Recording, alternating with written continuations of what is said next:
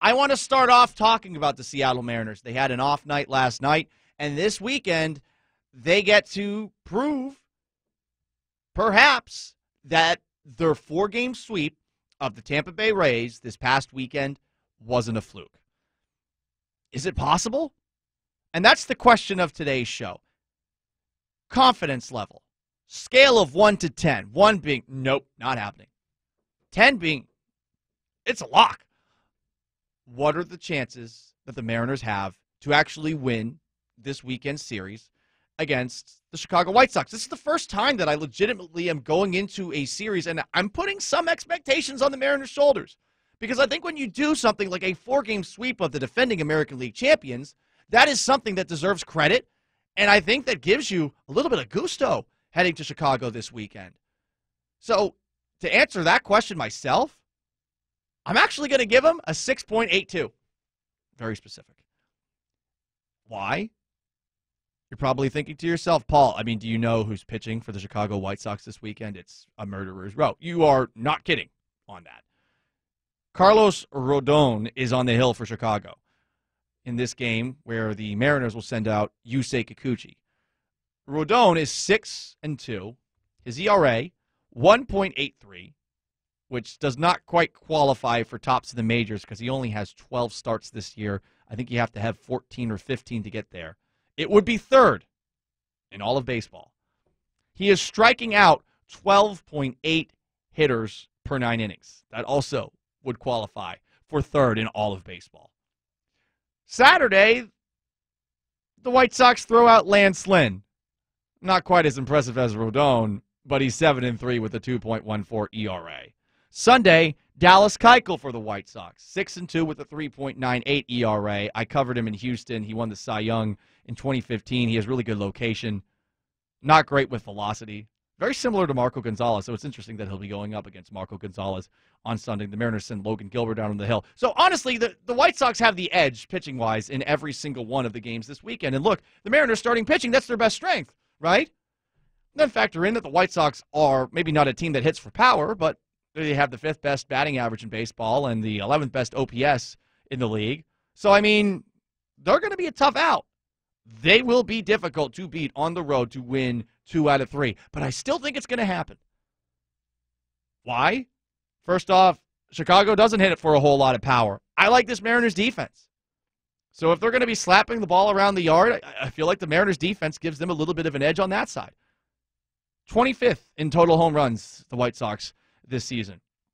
Chicago had also lost 5 of 6. You're probably wondering why. I was thinking to myself, okay, teams go up, they go down. There probably isn't anything that's a serious cause as to this. Yeah, there actually is.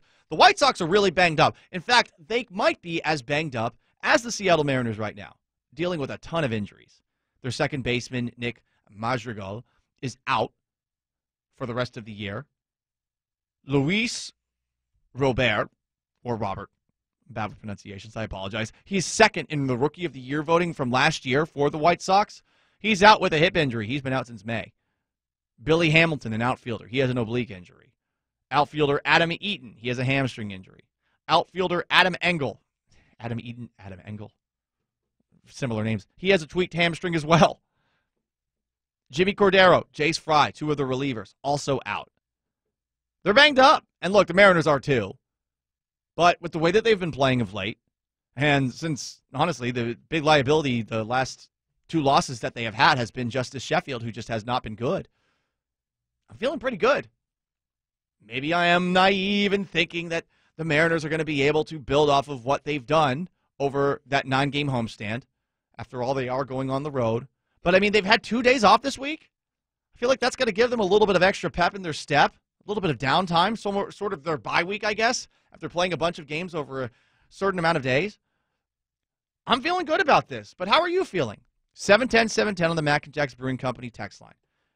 From the 360, confidence level 7 for getting 2 out of 3 games. The record says they play the best teams well. Birch Bay says 7. But this texter, the M's have been very lucky. All the peripheral stats indicate they aren't much better than a 70-win team. I am not disagreeing with you on that front. I mean, the run differential has not been good. They barely score runs. The batting average not very good. Yeah, you're right. and yet I still feel this confidence. Another text. 5. One game will be clearly ours. One game they will stomp on us, and one game is up in the air. 5 is probably how most people should be viewing it, but I am at a 6.82. One person says 0. Well, sir, you are just a buzzkill on this Friday. Logan and Kikuchi pitching, I'm feeling 7 out of 10. If Marco was pitching like usual, it would be a 9. I'm curious as to when we will see Marco Gonzalez pitching the same way that he used to. Really. I mean, we have seen some glimpses of it, but it just has not been the same this season that it was last year and in years past. He's usually your most consistent guy. Now, is it Chris Flexen or is it Yusei Kikuchi? I don't know. That one's up for debate probably. Some more texts. Paul, my Mariners' confidence level is a 7. The M's need to take the first game that puts all the pressure on Chicago to avoid the sweep or the series loss. They have been pretty good at that so far. Keep up the trend. Another texter says, I'm feeling okay. Another, I can see taking 2. Mitch Haniger gets hot again with his bat. And another, a little concerned about their ability to play on the road. What say you? 710-710. You could also tweet in at Gallant says, Pete Hanning is the biggest Debbie Downer of all of y'all. He tweets in, negative 3.7. That's not an actual score. I said 1 through 10, sir. I didn't even say 0. Krabby Patty Pants. With your 0 that you were texting in just a little bit ago. Come on, man. 6.82. That's the way to go, everybody.